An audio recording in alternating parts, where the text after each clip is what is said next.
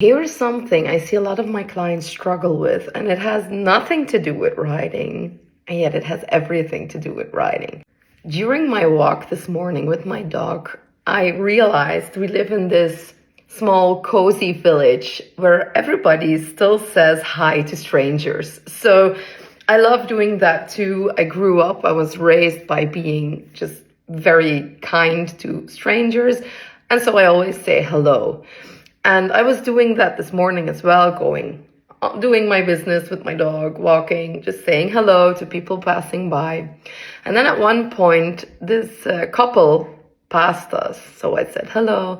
And I noticed that the woman, which I knew a little bit, was like really making an effort not to look at me. And, in the past, I would have thought like, oops, maybe she doesn't like me. But I've noticed with this woman that it's been a while that she's been doing that. Every time we meet, she dives away. And something that I see with my clients is that we get so insecure when it comes to the opinions of others. Just yesterday, I was sharing with a client that we will be judged no matter what. And it doesn't matter if people think you're too big or too skinny or too tall or too small or too smart or too dumb. They will think something of you anyway. So if you know you're going to be judged anyway, isn't it nicer and more fun and more amazing for you to at least fully be yourself? I used to play small. I used to hold myself back and not say hello because I was insecure. Not because I didn't like the people, but because I was insecure and I thought they might not like me and think, why is she saying hi to me? So in this situation, I know that the woman was married to someone in our distant family. And since they divorced, every now and then I meet her and she has a new partner and she just dives away. So where at the beginning I might have thought, oops, maybe she didn't like me or whatever. Now I just know, I think she's really insecure. I think maybe she thinks I'm judging her because she left her husband back then.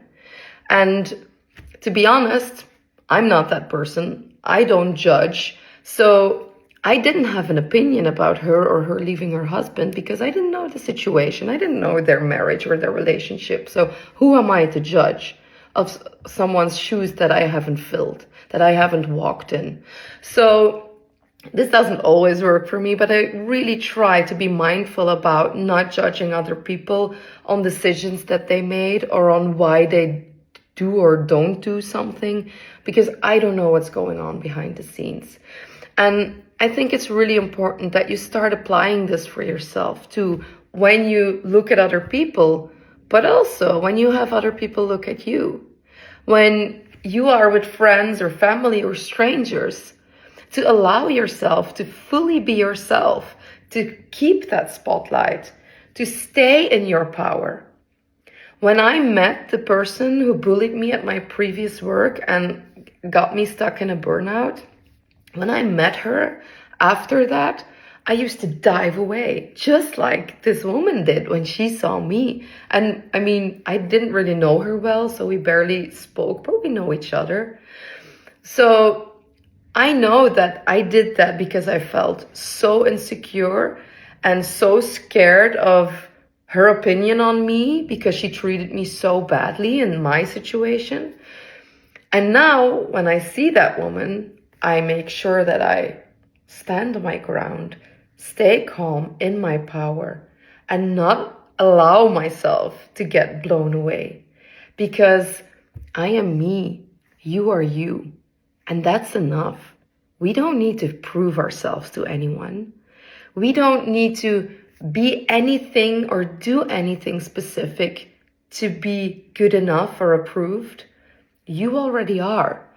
And the beautiful thing is that the more you show that to others, the more people will really see you. And the more you will attract people who resonate with that vibe. Because your vibe attracts your tribe. So by showing more of you, you allow others to get closer to you as well. And in the cases of my clients, I see this a lot in social context, that they get insecure when there's a group of friends or a group of people, or when they go out, and they tend to hold themselves down. And I used to be the exact same. When I went out, I was afraid to dance because I thought people would judge me, or I wouldn't dance good enough, or I wasn't pretty enough, or blah, blah, blah. And then I started drinking, and then I had fun. That's not how it works. That's still fun. I can still enjoy that to this day, but I don't need to drink to have fun. And I don't need to drink to finally be myself. I learned to be myself first, and then everything else can follow from there. And when you can give that gift to yourself, to show up fully as yourself, unapologetically, even when there's a bigger group and you're afraid to speak up, just be you. They judge you for being silent anyway, or they might not judge you at all. But either way, it's best when you just be you and just speak up and just say what you want to say and do what you want to do, because you are healing yourself by doing that, by allowing yourself to fully be there. And so why do I say that this reflects on our riding too? Because when I was riding, and a lot of my clients too, when you're riding alone, you're in full connection with your horse. But then when someone shows up at the ring or is looking or watching you, you can get insecure. And you can change or alter your riding because we feel someone else is thinking something of us. And so we differ our actions, and our connection stops a little bit with the horse because we're in our head, not in our body, not free, not connected. We're just in our head. It's that ego popping up saying, I need to be or do a certain thing or be a specific way. And it's never ever serving you. So whenever you notice that, whether you're in social context or in riding or greeting people on the street while you're at a walk, just think, is this serving me? Notice that you're having thoughts about what other people might think of you, or that you're bringing yourself down. Is this serving me? Yes, on continue, do whatever you're doing. If no, okay, I see you. I don't judge you. That's fine. I'm going to park you right over there, like a parking lot for cars. I'm going to park you right over there. I'm not pushing you away. I'm not saying you can't be there. I'm not going to engage in these thoughts because they're leading me further away from who I want to be and what I want to do, and the connection I'm having with my horse, or the fun I'm having with my friends, or just my light that I want to let shine even on my walk. So I just would say, make sure that you always stay true to yourself, that you park those negative thoughts. Not that, now this. Let that inner diamond shine. This is you, baby. You are allowed to fully, unapologetically be you. And if you feel like you permission, because you don't need it, but if you feel like you do, I will give it to you right now. You have permission to fully be yourself.